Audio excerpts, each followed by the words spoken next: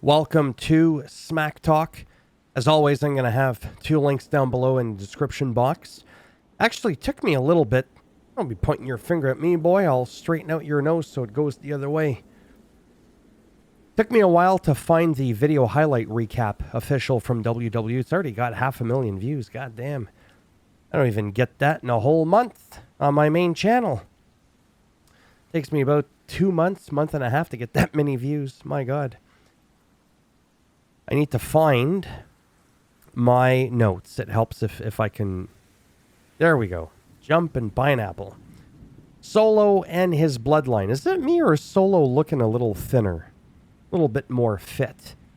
I feel like I'm starting to slowly look between him and him. I'm trying to go for this look. Right now I'm a little bit more on this side. This was an in-ring promo about Roman Reigns for the Ulafala. And that's going to happen on the debut of Netflix Raw. Raw Netflix. Whatever you want to call it. I think it's going to be great. It's going to be a nice match.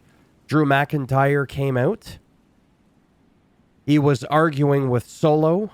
We could see how well that went when Jimmy came out with the crutch.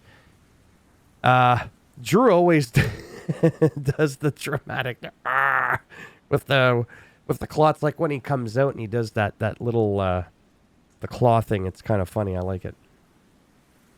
It was arguing with Solo, saying you're the only one that stood up to Roman Reigns, didn't just talk but do it, but you also cost me the championship at Clash at the Castle. So he's thinking like a hitman. He wants to go down the list of each individual person that screwed him. And then he wants to come back for Solo later. But then one-legged Jimmy came out with a crutch and took out Drew. Oh, man, it's pretty good. There's some good stuff. What does it say? Jimmy Uso comes out. Yeah, smacking Drew with the crutch. And then that was pretty much it. That was it. And then LA Knight, Andrade, and Apollo. Cruz came out because it was the six-man tag. But the Bloodline did defeat them. Shinsuke Nakamura came out with a cheap shot to LA Knight on the outside. Ref never saw it, so Solo ended up picking up the win. Now, yeah, we'll get into that in a second. Now, backstage, you might be able to see it on the recap. I'm not too sure if you didn't see it. But the backstage interview with Byron Saxton and Chelsea Green was actually kind of funny. Just like her energy, the stuff that she was saying. She kept calling him Brian instead of Byron. Brian, whatever. It was just funny. I just thought it was great. Grayson Waller effect with Braun Strowman. Braun Strowman kept feeling like he was being disrespected a little bit. And then Carmelo Hayes came out and called Braun a big ugly Santa bitch. Which brings me to my next point as I'm sipping on my Diet Root Beer.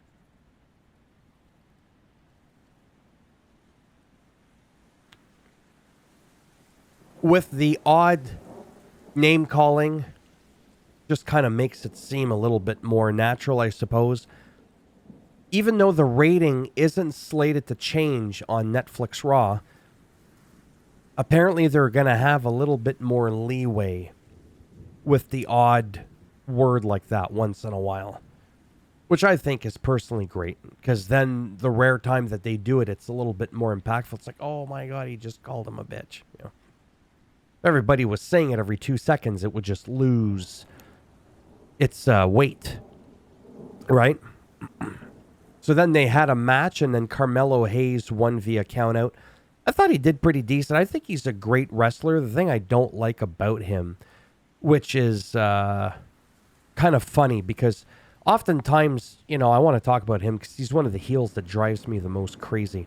And they're supposed to do that, sure. But when LA Knight was a heel, it didn't do that to me. Drew McIntyre doesn't do it to me. Kevin Owens doesn't do it to me. Randy Orton, when he's a heel, it helps if I could speak. It's rare for a heel to actually make me go, oh, would you just shut up? Kind of thing. Now, I don't know what it is, but him, it's the whole like, I'm him. Yeah, and then the shades, I don't know. I just think it's weird. But he's great. Like in the ring and stuff like that. He's the kind of guy that I would like to see as a face.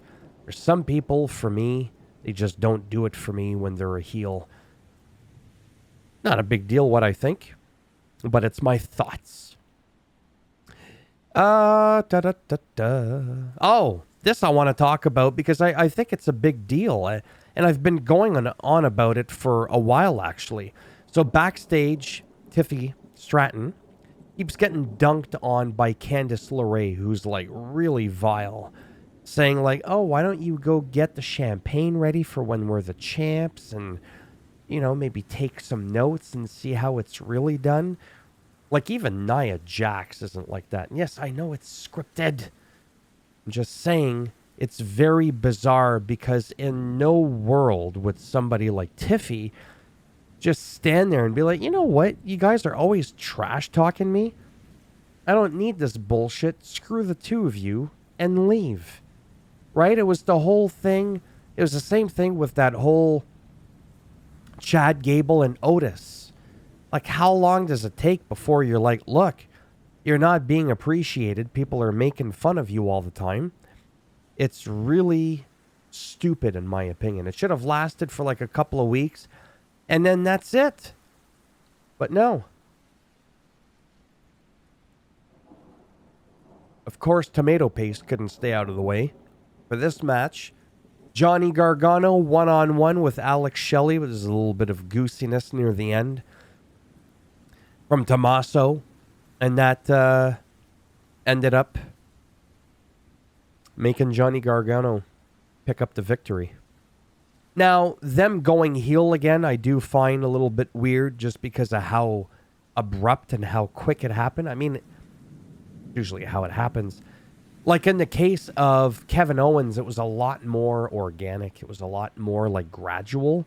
The sudden, like out of no... I mean, you finally had enough. You're like, forget it, let's go.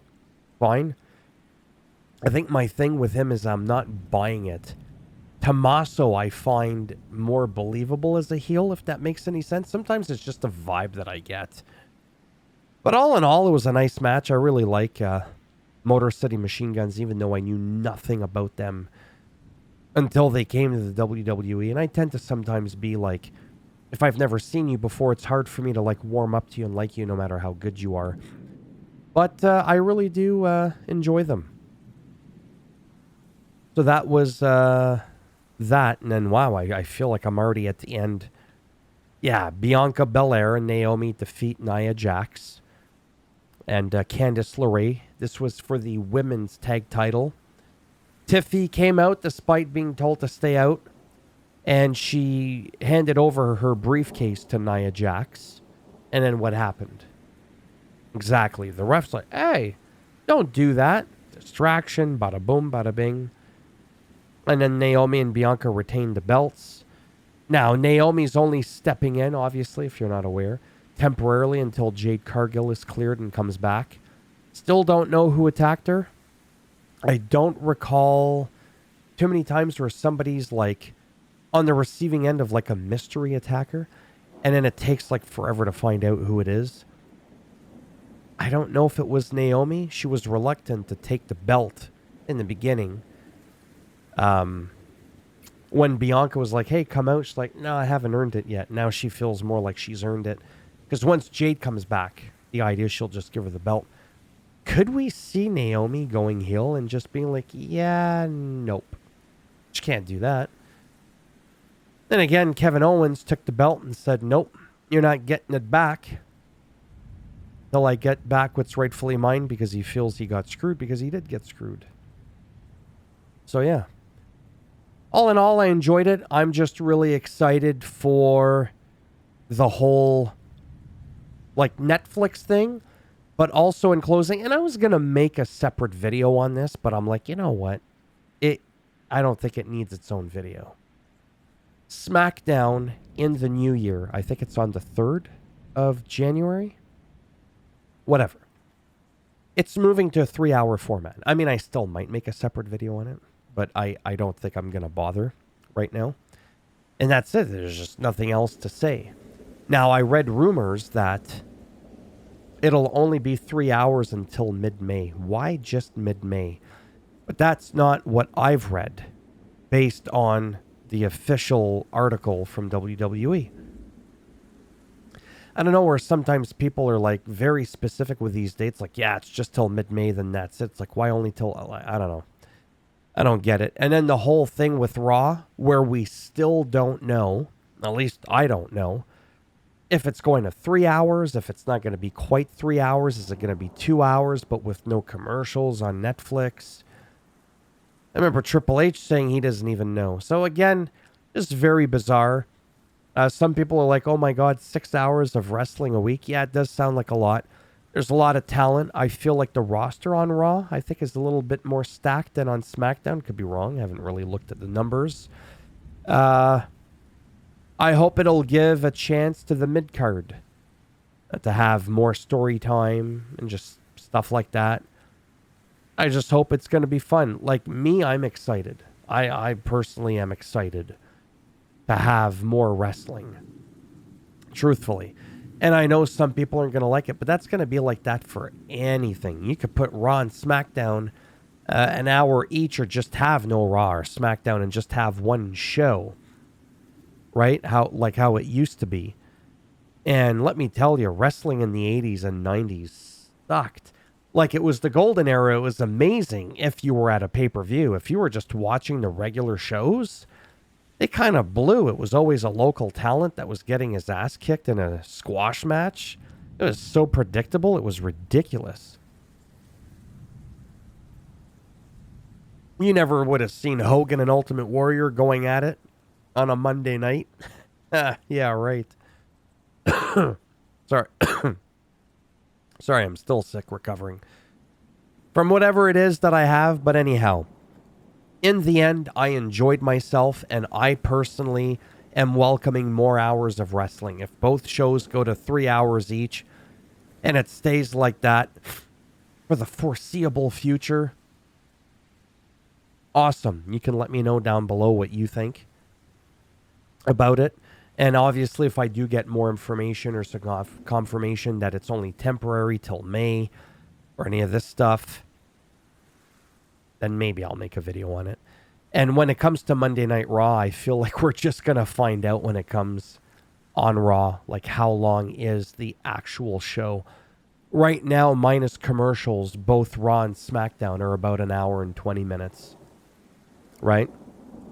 So don't forget the whole 3 hours that's with commercials, right? Because I think, if I'm not mistaken, is Raw a 2-hour show? Yeah, 2. And it's like 40 minutes of commercials? Holy shitballs. Anyways, that's enough rambling. Thanks for stopping by. You know the drill. Thumbs up if you like the video, as it does greatly help support the channel with the algorithm, right? Trying to make me more relevant in the search results and all that bullshit. And if you didn't like the video, go ahead, give it a thumbs down. We'll bend it in half. We'll twist it. See that? The Solo Sikoan spike. Remember, Solo Sikoa, he's Samoan, so Sikoan spike in the derriere. Just don't picture it. It's disgusting. If you want to subscribe, great. If not, whatever. Thanks for stopping by anyways. Take care. And if I'm lucky, maybe I'll see some of you in the next video. Bye for now.